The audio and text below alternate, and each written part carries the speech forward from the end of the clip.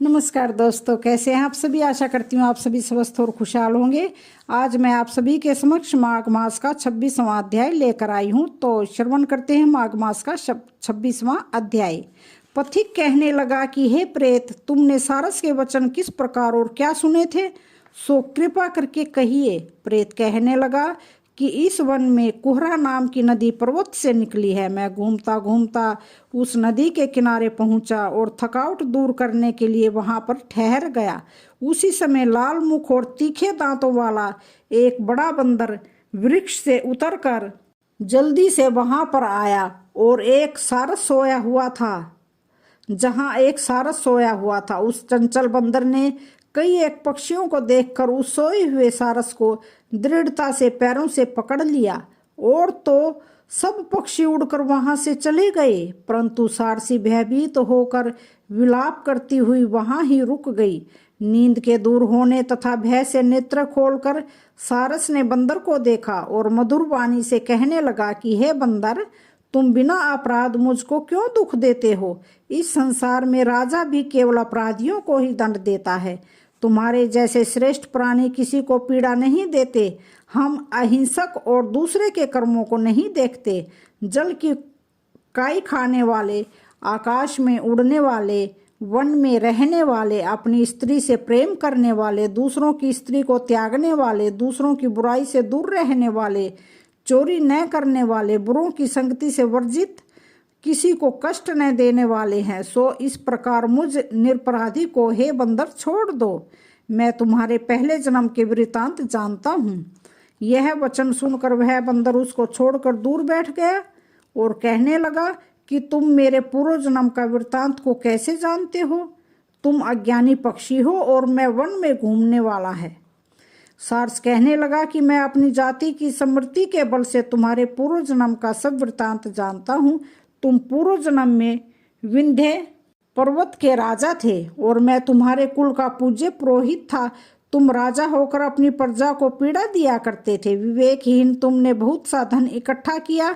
सो वानर, प्रजा की पीड़न रूपी अग्नि की ज्वाला से तुम पहले ही तप चुके हो। पहले तुम कुंभी पाक नरक में गिरे गए। तुम्हारे शरीर को नरक में 3000 वर्ष बीत गए। फिर नरक से निकलकर बचे हुए पापों के कारण इस बंदर की योनि में आए और मुझको मारना चाहते हो। पूर्व जन्म में तुमने ब्राह्मण के बाग से लूटकर बलपूर्वक फल खाए थे। उसका यह भयंकर फल हुआ कि तुम वानर और वनवासी हुए। प्राणी अवश्य में अपने किए हुए कर्मों को भोगता है। इसको देवता भी हटा नहीं सकते। इस प्रकार मैं सारस का जन्म लेकर भी अज्ञान से मोहित नहीं हुआ। इतनी कथा सुनकर वानर कहने लगा कि यदि ठीक ही जानते हो तो बताओ तुम पक्षी कैसे हुए। सारस कहने लगा कि मेरी दुर्गति का कारण भी सुनो। तुमने नर्मदा नदी के किनारे पर सूर्य ग्रहण के समय बहुत से ब्राह्मणों के निमित्त 100 ढेर अन्न के दान किए थे।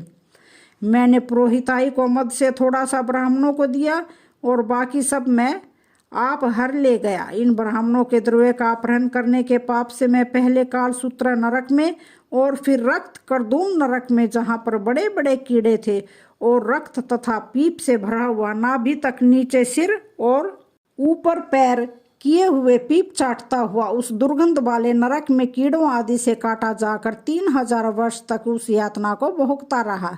मैं नरक के दुख का वर्णन नहीं कर सकता। फिर नरक की यातना से मुक्त होकर यह सारस का जन्म पाया, क्योंकि पूर्व जन्म में अपनी बहन के घर से कांसे का बर्तन चुराया था। इसको मैंने एक जुआरी को दे दिया। इसी से मैं सारस योनि में आया। यह मेरी स्त्री पिछले जन्म में ब्राह्मणी थी। इसने भी कांसे की चोरी की थी। इसी से यह मेरी स्त्री और सारसी हुई। यह सब मैंने तुमसे कर्म फल कहा। अब भविष्य की बात भी सुनो। अब मैं तुम और यह मेरी स्त्री भी हंस होंगे और कामरूप देश में सुख से निवास करेंगे। फिर इसके पश्चात गौर योनि में और फिर जाकर दुर्लभ मनुष्य योनि को प्राप्त होंगे। इसमें मनुष्य पाप और पुण्य दोनों ही कर सकता है। इस प्रकार शिव के माया से यह सारा जगत मोह को प्राप्त होता है। न केवल हम ही, परंतु इस संसार के सभी जीव प्रवृत्ति मार्ग में फंसकर अच्छे और बुरे कर्म करते और उनका फल भोगते हैं। इसलिए सब प्राणियों को धर्म का सेवन करना चाहिए।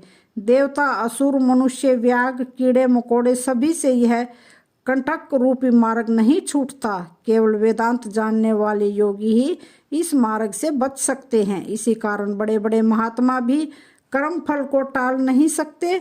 उपाय से तथा बुद्धि से कोई भी इसको नहीं बदल सकता। तुम पहले राजा थे, फिर नरक में गए, अब बंदर की योनि में वन वन में फिरते हो और फिर भी ऐसा ही जन्म पाओगे। ऐसा विचार कर आनंद पूर्वक और धैर्य धर कर विचरते हुए काल की प्रतीक्षा करो। तब वानर ने कहा कि पहले जन्म में मैं तुम्हारी पूजा करता था, अब तुम मुझको प्रणाम करते हो। तुम जाति के स्मरण से मेरे पूर्व जन्म के वृत्तांत को जानते हो। आनंद पूर्वक रहो, तुम्हारा कल्याण हो। तुम्हारे वचनों को सुनकर मैं मोह रहित होकर वन में विचरूंगा। प्रेत कहने लगा कि हे पथिक, मैंने नदी के तट पर बंदर और सारस का संवाद सुना, तब मुझको बोध हुआ और मोह तथा शोक का नाश हुआ। तो आज का ये 26वां अध्याय समाप्त होता है। वीडियो अच्छी लगे तो चैनल को लाइक शेयर सब्सक्राइब जरूर करें। धन्यवाद।